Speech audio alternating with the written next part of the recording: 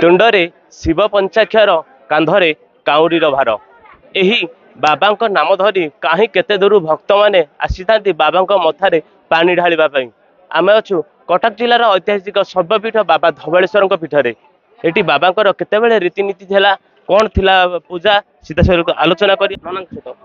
जय बाबा धवलेश्वर पूजक श्री कृतिकंठपत्री। आज हूँ चलित वर्ष 2025 मसीहार श्रावण मासर प्रथम सोमवार।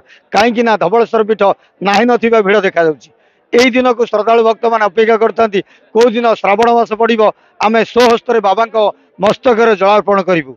आज सुजोग आसी बाबा रात्र 2 घटिका समय पहड़ कल बाबा 108 गरारे बाबा को स्नान कर स्नान पर बाबा को स्वल्प बेश कर मंगल आरती भोग बाल्य भोग कर सारापर जो श्रद्धालु भक्त मान निज ग्राम नदी पुष्करणी काउड़िया कांधे धरी खाली पादरे दूर दूरांत आसती बाबा मस्तक स्वहस्तर जलार्पण करने जो आम श्रावणी लिंग बाळलिंग पर से जलार्पण कर सारापर मंदिर भीतर प्रवेश करते बाबा धवलेश्वर दर्शन करने।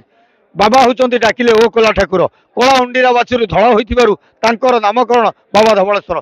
से निश्चिंत जो श्रद्धालु भक्त मैंने यही गोटे दिन में बाबा को स्वहस्तर जलार्पण करेंगे कोटि जन्मर पुण्य फल पाई। आज हूँ बाबा स्वतंत्र वेश बड़ सिंहार वेश बाबा धवलेश्वर महाप्रभु समग्र भारत ओडिशा वर्ष को दर्शन दौर। निश्चिंत बाबा धवलेश्वर को दर्शन करूँ पार्श्वदेवता देवी दर्शन करूँ बाबा शुभाशीर्वाद ग्रहण करूँ। जय बाबा धवलेश्वर। कहबे ए वर्ष केते पाली पड़ुची जेहेतु ए वर्ष 4 पाली गत वर्ष थिला 5 पाली ए वर्ष 4 पाली आज हूँ प्रथम पाली जे कि आसंता 2 दिन भितर जो संक्रांति अच्छी संक्रांति पर जो 3 पाली अच्छी से 3 पाली रे जे धवलेश्वर पीठ चलचंचल उठिब कहीं प्रथम पाली निश्चिंत अल्प संख्यक लोक होती तथापि भिड़ देखा जाउची। आगामी जो 3 पाली रही आम आशा करुचु बाबा धवलेश्वर महादेव श्रद्धालु भक्त मान कहीं कौ ओडिशारू कोण कोण से छुट्टी आणवे से भक्त को जे उपमस्तक उपर जलार्पण कर। निश्चित ये 3 पाली स्वतंत्र बाबा बेश कर तेणु श्रद्धालु भक्त मैंने आसी बाबा मस्तक जलार्पण कर बाबा शुभाशीर्वाद ग्रहण करेंगे।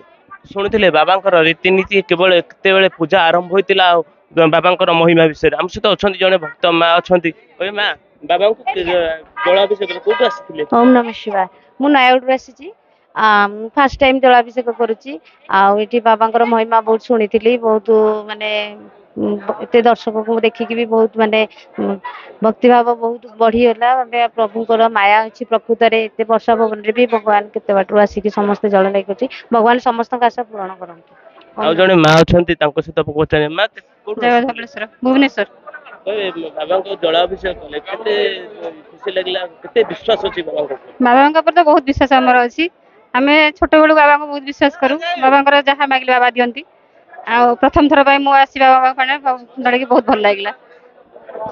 कहीं केते दूर आसती बाबा पीठ को आठगड़ धवलेश्वर पीठ नृसिंह राउत हर्षिका मीडिया।